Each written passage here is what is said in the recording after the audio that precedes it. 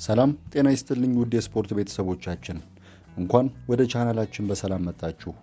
ዛሬ የምንገኘው በእንግሊዝ እግር ኳስ ትልቁ መድረክ ላይ ነው።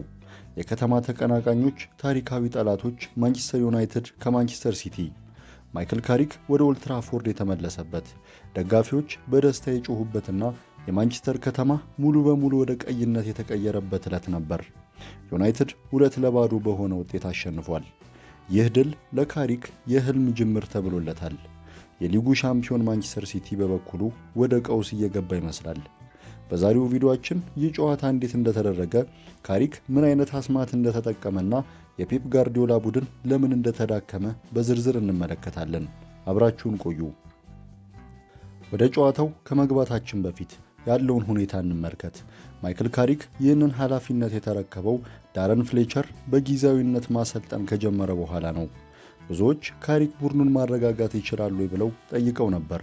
መልሱ ግን አዎ የሚል ሆኗል። ካሪክ ለዚህ ጨዋታ የመረጠው አሰላለፍ እጅግ አስገራሚ ነበር። የተለመደውን የዩናይትድ አጨዋወት በመቀየር ቡድኑን በ4-2-3-1 ቅርጽ አዋቅሮታል። ዋናው የድሉ ሚስጥር ግን የብራያን ምቤሞ ሚና ነበር።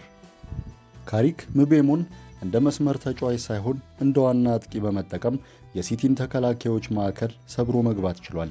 የሲቲን ሃይላይን ወይም የተከላካዮች ወደፊት መጠጋት ለመስበር የተጠቀመበት ፍጥነት የጨዋታውን ውጤት ቀይሮታል። ጨዋታው ሲጀመር ዩናይትዶች ምንም አይነት የመፍራት ምልክት አላሳዩም። ገና በ3ኛው ደቂቃ ሃሪ ማጓየር በግንባሩ የገጨውና አግዳሚውን የመታው ኳስ ለሲቲዎች የማስጠንቀቂያ ደውል ነበር። የመጀመሪያው አጋማሽ ሙሉ በሙሉ በዩናይትድ ቁጥጥር ስር ነበር ማለት ይቻላል። አማድ ዲያሎና ብሩኖ ፈርናንዴዝ ያስቆጠሯቸው ጎሎች በኦፍሳይድ ባይሻሩ ኖሮ ውጤቱ በመጀመሪያ አጋማሽ ብቻ 3-0 ሊሆን ይችል ነበር። በተለይም የሲቲው ግብ ጠባቂ ዶናሩማ ባይኖር ኖሮ ነገሮች ለሲቲ የከፉ ይሆኑ ነበር። የአማድንና የፓትሪክ ዶርጉን ሙከራዎች ያዳነበት መንገድ የሚደነቅ ነው። በዚህ አጋማሽ ማንቸስተር ሲቲዎች ወደ ዩናይትድ ሳጥን ለመድረስ እጅጉን ተቸግረው ነበር። ጄሬሚ ዶኩ በግራ መስመር አልፎ አልፎ የሚያደርገው ጥቃት ብቻ ነበር የሲቲን ህልውና ያሳየው።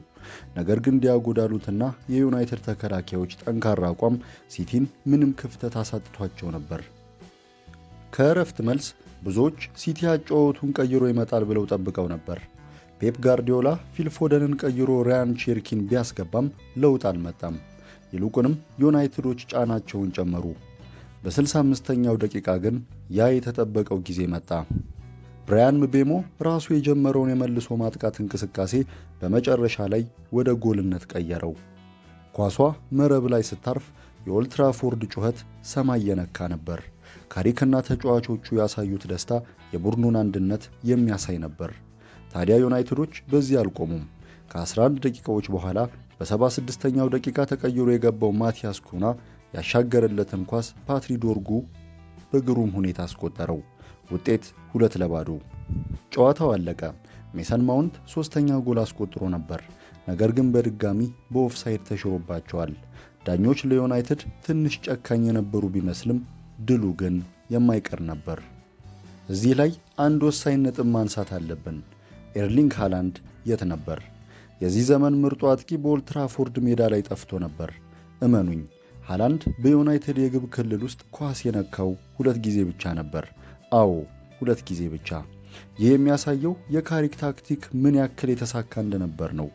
ዩናይትድ ተከላካዮች ከሃላንድ ጋር የነበራቸውን ግንኙነት ሙሉ በሙሉ ቆርጠውት ነበር። በ80ኛው ደቂቃ ሃላንድ ሲቀየር የዩናይትድ ደጋፊዎች በደስታ ሲሳለቁበት ታይቷል። በሌላ በኩል ሮድሪና የማንቸስተር ሲቲ አማካዮች ያልተለመደ ስህተትም ሲሰሩ ተስተውሏል። ሲቲ በ2026 ከ4 ጨዋታዎች አንድም ማሸነፍ አልቻለም። ይህ ለፔፕ ጋርዲዮላ ትልቅ የራስ ምታት ነው። ይህ ውጤት በፕሪሚየር ሊጉ ሰንጠረዥ ላይ ትልቅ ለውጥ አምጥቷል። ማይክል ካሪክ ገና በጊዜያዊነት እንደመጣ በተከታታይ ጨዋታዎች አልተሸነፈም። አሁን ማንቸስተር ዩናይትድ ወደ ምርጥ 4 ከፍ ብሏል። ይህ ለሻምፒየንስ ሊግ ተሳትፎ ትልቅ ተስፋ ነው።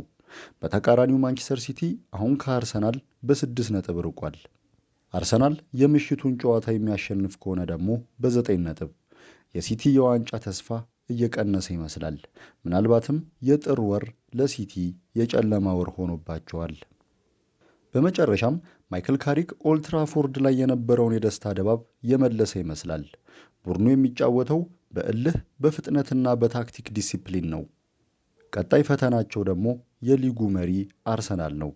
ዩናይትድ ይህንን ብቃት መድገም ከቻለ የውድድር ዓመቱ መጨረሻ ለደጋፊዎች እጅግ አስደሳች ሊሆን ይችላል። እናንተስ ምን ታስባላችሁ? ማይክል ካሪክ የቋሚ አሰልጣኝነት ኮንትራት ሊሰጠው ይገባል? ማንቸስተር ሲቲስ ከዋንጫው ፉክክር ውጪ ሆኗል? ሐሳባችሁን ኮሜንት ላይ አስቀምጡልን። ይህ ቪዲዮ ከተመቻችሁ ላይክ፣ ሼር እና ሰብስክራይብ ማድረግም እንዳትረሱ። በቀጣይ ቪዲዮ እስከምንገናኝ ሰላም ቆዩልኝ።